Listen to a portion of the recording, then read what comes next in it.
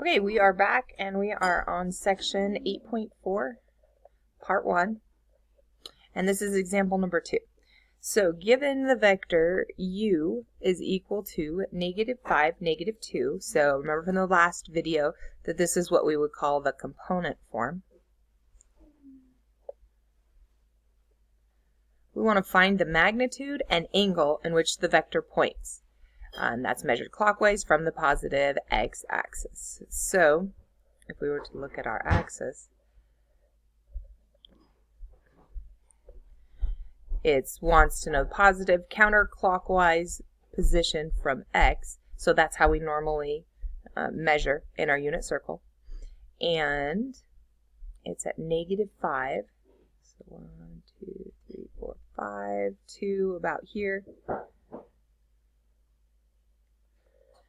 And if it's in component form, that means that it's starting from the origin. Okay, so that is our vector, a picture of the vector at -5, 2. Okay, and we want to know what the magnitude of that is. This is another way of showing the magnitude. Sometimes they only have one line like absolute values, and sometimes they will have a double absolute value lines. So you'll see that written both ways. So remember that I said that r is equal to our magnitude. We can say r is our magnitude. And because we're measuring theta value the same as the unit circle, then we can say that x is equal to r cosine theta, and y is equal to r sine theta. So we can solve for vectors the same way that we have been solving for all of these problems up until now.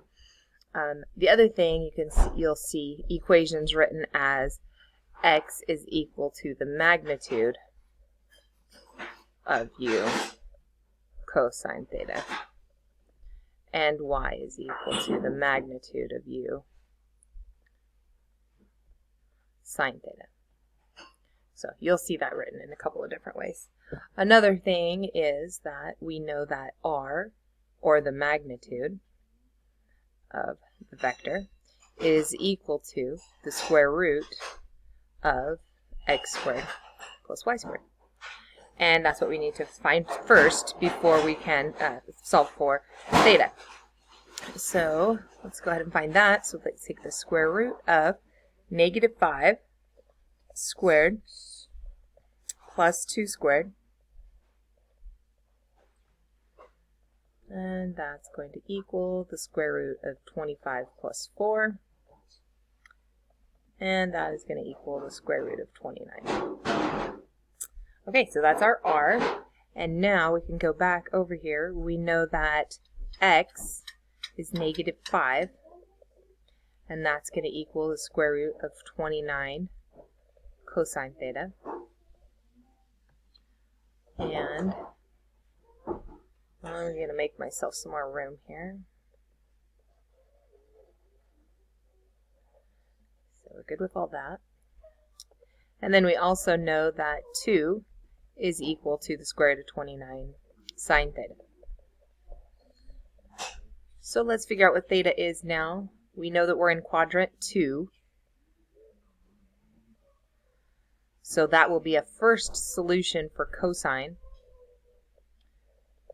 So divide square root of 29 from both sides, and then we'll have that theta is equal to the arc cosine of -5 over square root of 29. Okay, because this is cosine is my x values, -5 over square root of 29 is going to be out here, and I'm going to get two solutions, one up in the second quadrant, one down in the third quadrant. This will be the first answer, that the solution I get. So first solution I get is going to be the correct one. Okay, I already got that calculated. So with that, then cosine was 2.7611. Okay, so that's our theta value. We already know that our magnitude was the square root of 29, I am going to take this theta value and I'm going to come over here and check my solution with sine. So sine theta should equal 2 over the square root of 29.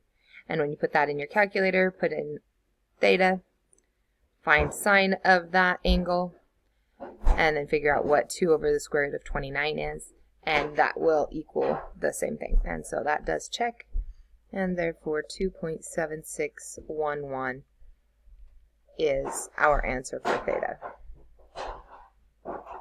Okay, for example number 3. Yeah.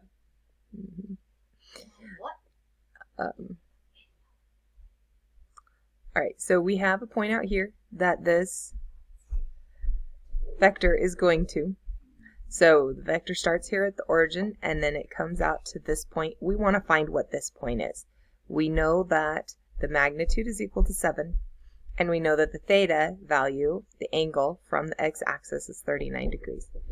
So we can go ahead and find those values. So we know that x equals 7 times cosine of theta, which is 39 degrees.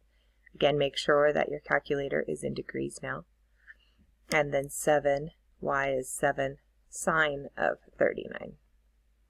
Okay, then just use your calculator. Figure out what those two values are.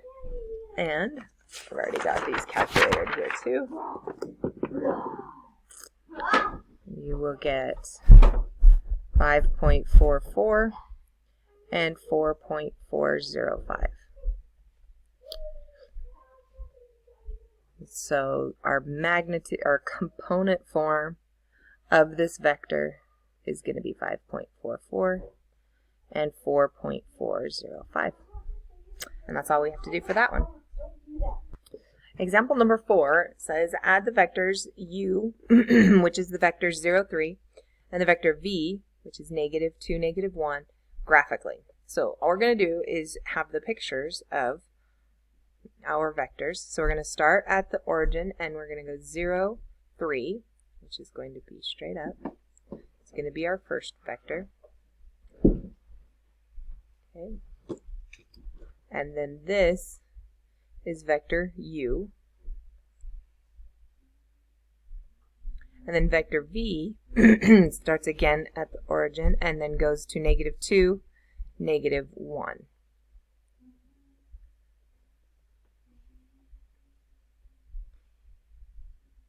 Okay.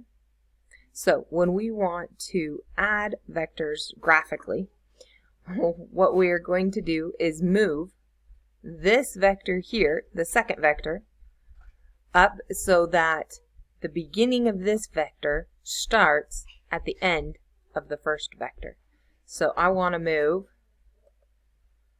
this point up to the end of this vector. And now I want to draw what vector v is. So let me go back here. This is vector v. And I need to move this vector up. So let's see how far up I moved this side. I moved this side up 1, 2, 3 units. So I also need to move this up 3 units. So its end is going to be here. Okay. Another thing that is important about vectors that we draw in the Cartesian coordinate plane is that they maintain their slope. And that's a really good way to keep track of them. And on the next one, that's going to be very important. But notice that when we did this v vector, slid it down, that it maintained its slope. Now our answer, I need one more color. I don't have another color. We'll just use red. Our answer is going to be a new vector that starts at the beginning of the first vector and ends at the end of v that we slid up.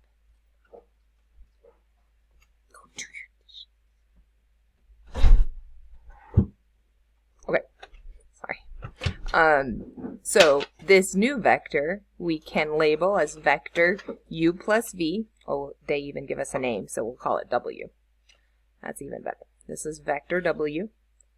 And in component form, that vector would be negative 2, 2.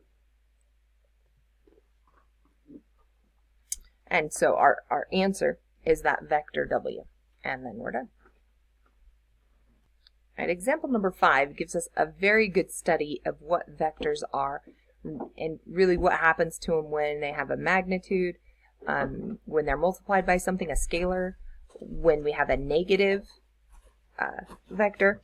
So let's look at negative vectors real quick, because we haven't talked about what happens when a vector is negative or subtracted. So let's say that I have the vector right here. Let's say this is vector 3, 2. Let's try that one again.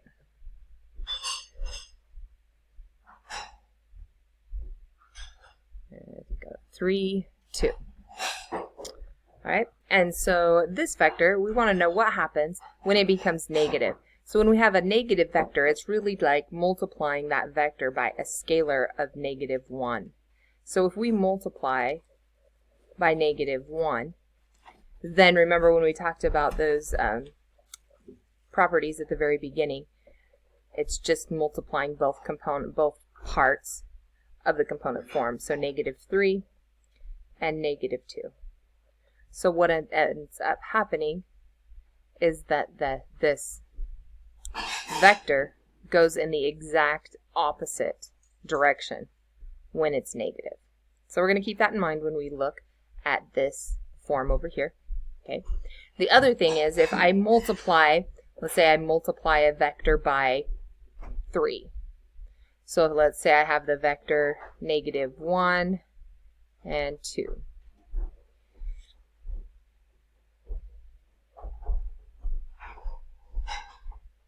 Well, if I multiply this vector by negative 1 and 2, sorry, we want to multiply it by a magnitude of 3, and the component form of the vector I have right now that we're talking about is negative 1, 2.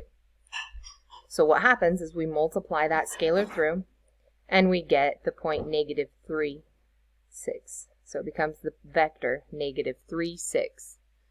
1, 2, 3, 2, 3, 4, 5, 6. So another property about multiplying by scalars, this might be kind of hard to see because I'm just kind of estimating my point values here, but this should show up as being exactly 3 units longer. The magnitude is exactly 3 times what the original one is also. So that should also be evident. Okay, so we're going to use that information to look over here at these vectors that they've given us. So we've got all of these different vectors put together, and they want us to match these vectors with the vector combinations. Okay, so let's start off with one. Let's start off with the 3u. Okay, we want to find a vector that is equal to 3u. I'm picking 3u because it's just one scalar multiplied to a vector. So let's find u. U is right here. All right. We want to find another vector that is 3 units longer than u, which I think is pretty obvious is going to be s. So 1 unit, 1 u length, and then let's estimate about a second u length, and then a third u length. That looks absolutely perfect to me. Okay, so s is equal to 3u. Okay, all right, let's look for another pretty easy one. The negative v. Let's see if we can find a vector that is negative v. And remember what we said happens like this. Let's just say this is our vector v here, and then this one down here would be negative v. So it keeps its length or its magnitude, but its direction goes exactly the opposite. So if we have vector v over here, we want to find another vector